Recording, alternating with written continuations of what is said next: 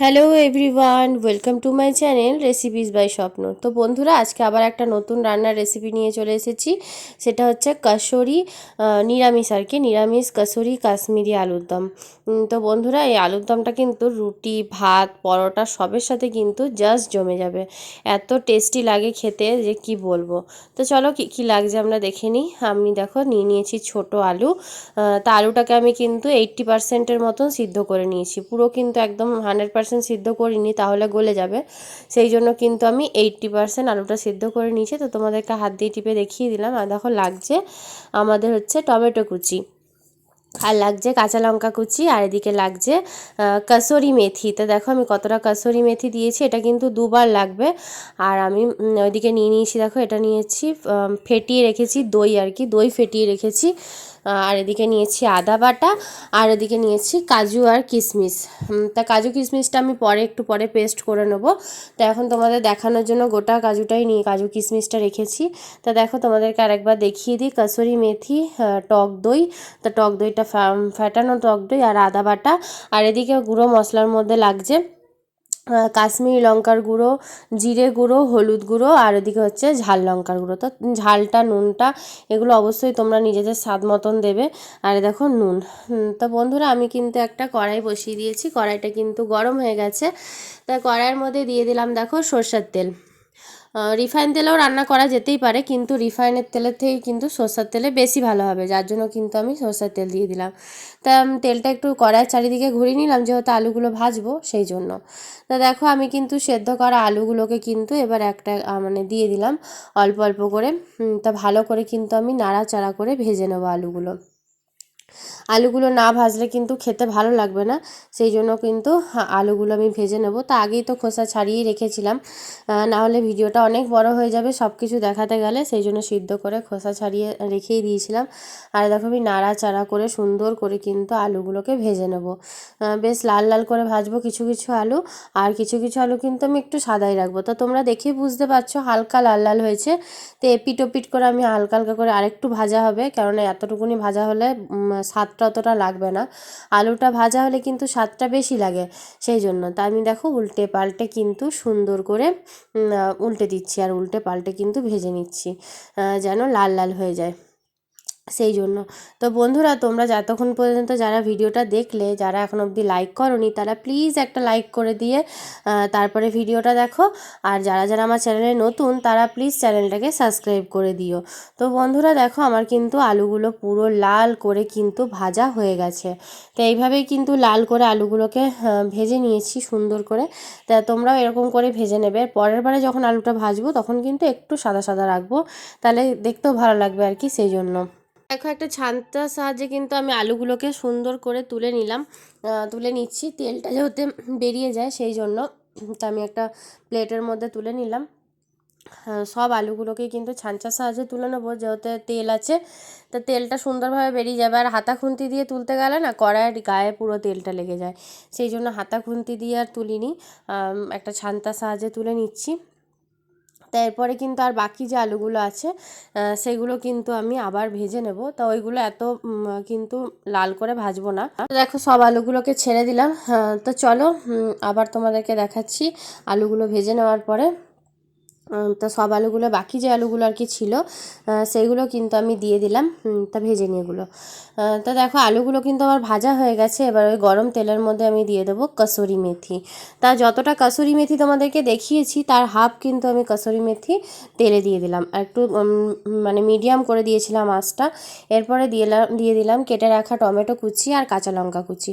তো আমরা পেঁয়াজ তো দেবো না, যেহেতু এটা পুরোটাই নিরামিষ হবে। তোমরা কিন্তু কোনো উপোস করলে আর করলে, যখন নিরামিষ খাও তখন কিন্তু এরকম করে আলুর দমটা রান্না করবে, আর লুচির সাথে পরোটার সাথে কিন্তু জাস্ট অসাধারণ লাগে। তা আমি যেহেতু খাওয়ার পরে ভয়েসটা দিচ্ছিলাম, কিন্তু আলুর দমটা কিন্তু ভীষণই সুন্দর হয়েছিল খেতে। তো তোমরা অবশ্যই করে এরকম রান্না করে নেবে। আর দেখো আমি কিন্তু এদিকে ভাজতে ভাজতে এগুলো আমি কিন্তু কাজু বাদাম আর কিশমিশটা কিন্তু বেটে নিয়েছি। তাই এটাও বাটা হয়ে গেছে আমার। আর এদিকে দেখো টমেটোগুলো একটু গলা গলা হয়ে গেছে।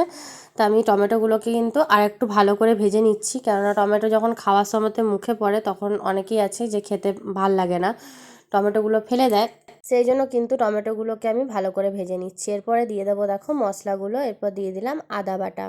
আদা বাটা দিয়ে দেওয়ার পরে তারপরে দিয়ে দেবো যত গুঁড়ো মশলা যা যা ছিল, কাশ্মীরি লঙ্কার গুঁড়ো, হলুদ গুঁড়ো, লঙ্কার গুঁড়ো, জিরের গুঁড়ো, সব দিয়ে কিন্তু ভালো করে কষিয়ে নাড়াচাড়া করতে থাকবো। আর কষানোটা তো অবশ্যই মাস্ট, যত ধৈর্য ধরে কষাবে তত রান্না কিন্তু সুন্দর হবে। তা আমি একটু জল দিয়ে কষাচ্ছি। এটা হচ্ছে যখন কাজু কিশমিশ এগুলো বেটেছিলাম, তা সেই জলটা যে ধোয়া যে জলটা ছিল, আমি তো সিলে বেটেছি, তো সিল ধোয়া যে জলটা ছিল সেই জলটা দিয়ে কিন্তু আমি কষিয়ে নিচ্ছি, কারণ ওটার মধ্যে অনেক কাজু বাদাম তারপরে মশলাপাতি লেগে থাকে সেই জন্য।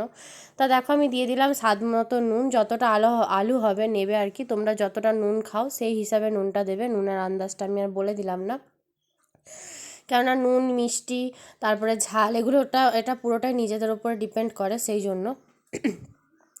তা দেখো আমি কিন্তু মশলাটা প্রায় কষানো হয়ে গেছে। এরপর আমি দিয়ে দেবো কাজু বাদাম বাটাটা। তা দেখো কাজু বাদাম বাটাটা দিয়ে দিলাম, আর তারপরে দিয়ে দেবো টক দই। তা টক দই, কাজু বাদাম বাটা, আর তোমাদেরকে যেটা দেখানো হয়নি তখন সেটা হচ্ছে টমেটো সসটা। তা টমেটো সসটা এরপরে দিয়ে দেবো। তো দেখো এখনই কতটা সুন্দর লাগছে দেখতে, আর খেতেও কিন্তু জাস্ট অসাধারণ, যেহেতু কাজু বাদাম কিশমিশ আর কাশ্মীরি মানে আলুর দমে কিন্তু কাজু বাদামটা বেশ ভালোই লাগে। তা আমি সসটা দিয়ে দিয়েছি। তা দেখো এরপর কিন্তু আমি ভালো করে কষিয়ে নাড়াচাড়া করে নেবো। আর এরপর দেখো সসটা দিয়ে দিলাম। তা আগে একটুখানি সস দিয়েছিলাম, ওটার ভিডিওটা একটু মানে বন্ধ হয়ে গেছিলো। তারপর আমি আবার একটু সসটা কম হয়েছিল, সেই জন্য আবার সসটা দিলাম, যার জন্য তখন বললাম যে সসটা দিয়ে দিয়েছি। তা দেখো এরপরে কিন্তু আমি ভালো করে নাড়াচাড়া করে নেবো, আর কিছুক্ষণ ধরে কষাতে থাকবো, বেশ কিছুক্ষণ ধরে কষাতে থাকবো। তা তেল বেরিয়ে এসেছে আমার ধরতে গেলে। এটাতে কিন্তু খুব যে অতিরিক্ত তেল দিয়েছি তাও কিন্তু না, অল্প তেলেই রান্নাটা করছি। আর এদিকে দেখো দিয়ে দিয়েছি চিনি। তা চিনিটা দিতেই হবে, চিনিটা না দিলে কিন্তু স্বাদ লাগবে না। তা স্বাদ অনুযায়ী মিষ্টি দেবে, অতিরিক্ত মিষ্টি দেবে না, অতিরিক্ত মিষ্টি দিলে ভাল লাগবে না। একটু মানে খেতেও হালকা মিষ্টি হবে, হালকা ঝাল ঝাল হবে, এরকম খেতে কিন্তু বেশ লুচি পরোটার সাথে ভালোই লাগে। তো এরপরে দেখো আমার এগুলো মশলা কষানো হয়ে গেছে। এরপর আমি দিয়ে দিলাম ভেজে রাখা আলুগুলো। তো দ্বিতীয়বারে যে আলুগুলো ভেজেছিলাম দেখো সেইভাবে কিন্তু খুব একটা লাল করে ভাজি নেই, হালকা সাদা সাদা আছে, কিন্তু প্রথমবার আলুটা কিন্তু খুবই লাল করে ভাজা হয়েছিল, ভেজেছিলাম আর কি। তা ভালো লাগে, আলুর গন্ধটাও খুব ভালো লাগে। আর 80% সিদ্ধ করি, 90% কিন্তু ভাজতে ভাজতেই সিদ্ধ হয়ে যায়, যার জন্য কিন্তু পরে যখন জল দেওয়া হয় না তখন কিন্তু আর অনেকক্ষণ ধরে ফোটাতে হয় না, মানে জল মারতে হয় না, আলু সিদ্ধ করার ঝামেলা থাকে না। আর আলুর দমে কিন্তু অবশ্যই সিদ্ধ করা আলুটা কিন্তু খেতে বেশি ভালো লাগে, ভাজার পরে ওটার একটা আলাদাই টেস্টি লাগে। তা দেখো আমি এখানে কিন্তু গরম জল দিয়ে দিচ্ছি, ঠান্ডা জল দেবে না, কেননা ঠান্ডা জল দিলে তরকারির স্বাদ অনেকটাই নষ্ট হয়ে যায়। চেষ্টা করবে গরম জল দেওয়ার, গরম জল দিলে কিন্তু তরকারির স্বাদটা সেরকমই থাকে। তা দেখো এদিকে ওপরে কিন্তু এগুলো কসুরি মেথি যেটা ছিল কসুরি মেথিটা কিন্তু ভেসে উঠেছে। এরপরে কিন্তু আমি যে কড়াইয়ের চারিদিকে যে মশলাগুলো লেগেছিল সেগুলো কিন্তু আমি খুন্তি দিয়ে নামিয়ে দিলাম। আর দেখো আমি কিন্তু একটা থালা ঢাকা দিয়ে দিচ্ছি, আবার 10 মিনিট পর কিন্তু ফিরে আসছি থালাটা ঢেকে দেওয়ার পরে। ততক্ষণ হোক। তা দেখো আমি 10 মিনিট পর ফিরে এসেছি। তা থালাটা আমি দেখো তুলে নিলাম। তা আমার অনেকটাই হয়ে গেছে, বেশি কিন্তু অতিরিক্ত জলটা মানে পুরো শুকনো শুকনো করবো না, কেননা আলু নামিয়ে দেওয়ার পরে না আলুতে পুরো কিন্তু এই ঝোলটা যেটা থাকে আলুতে কিন্তু অনেকটাই টেনে নেয়। সিদ্ধ করার মানে রান্না করার সময় যা না টানে, নামিয়ে রাখার পর কিন্তু আলু অনেকটা জল টেনে নেয়। সেটা আমি আগে জানতাম না, তো আমাকে একজন বলেছে যে এরকম আলুর জলটা অনেকটা টেনে নেয়, সেই জন্য অতিরিক্ত কিন্তু আমি আর শুকাবো না, এটাই কিন্তু একদম শুকনো শুকনো হয়ে যাবে একটু নামিয়ে রাখার পরে। তা দেখো আমার কিন্তু এদিকে হয়ে গেছে সুন্দরভাবে। এরপরে কিন্তু আমি দিয়ে দেবো যে আগে যে কসুরি মেথিটা ছিল, বললাম না যে অর্ধেক দিয়েছি অর্ধেক রেখে দিয়েছি, তো এরপর আমি কসুরি মেথি ছড়িয়ে দেবো। কসুরি মেথির গন্ধটা খুব সুন্দর লাগবে, তো কসুরি মেথি যা ছিল পুরোটাই কিন্তু আমি দিয়ে দিয়েছি। আর অবশ্যই করে লাগবে ঘি আর গরম মশলা গুঁড়ো। তো তোমরা বাটা গরম মশলাও দিতে পারো, কিন্তু আমি গুঁড়ো গরম মশলা ইউজ করব, কেননা ওই ছাই গরম মশলাটা কিন্তু মানে খেতে খুব ভালোই লাগে, সেন্ট লাগে। তা দেখো এরকম আমি ঘি দিয়ে দিচ্ছি। তা আমার কাছে এমনি চামচটা কোথায় খুঁজে পাচ্ছিলাম না, সেই জন্য কাঁটা চামচ দিয়েই আমি দিলাম। তা এখানে 1.5 চামচের মতন ঘি আছে, 2 চামচ পুরো নাই, 1.5 চামচ ঘি দিলাম। আর এরপরে দিয়ে দেবো গরম মশলাটা। তো তোমরা কিন্তু অবশ্যই এইভাবে রান্না করবে আর নিরামিষ করে, আর অসম্ভব সুন্দর লাগে খেতে। খেয়ে কিন্তু আমাকে এখানে এসে কমেন্টের মাধ্যমে জানাবে যে ঠিক কেমন হয়েছে এই মানে কাশ্মীরি আলুর দমটা, কাশ্মীরি আলুর দমটা, মাঝে মাঝে আমি ভুলে যাচ্ছি। তা দেখো আমি কিন্তু নেড়ে চেড়ে, ঝোলটা তোমরা বুঝতেই পারছো, এইভাবেই নামাবে, নাহলে কিন্তু পুরো একদম শুকিয়ে যাবে, তখন কিন্তু আর খেতে ভালো লাগবে না। আর রুটি পরোটার সাথে একটুখানি হালকা যদি মশলা না থাকে তাহলে কিন্তু খেতে অতটা ভালোও লাগে না। তো সেই জন্য, তো চলো আমি এটাকে কিন্তু সার্ভ করে দিই, ডেকোরেশন করে নিই, তারপরে কিন্তু তোমাদের কাছে আবার আমি আসছি ক্যামেরার সামনে নিয়ে। তা আমি হাতে যেহেতু ফোন ধরে রয়েছি সেহেতু ঢালাটা দেখাচ্ছি না। তা দেখো আমার ডেকোরেশন করা হয়ে গেছে।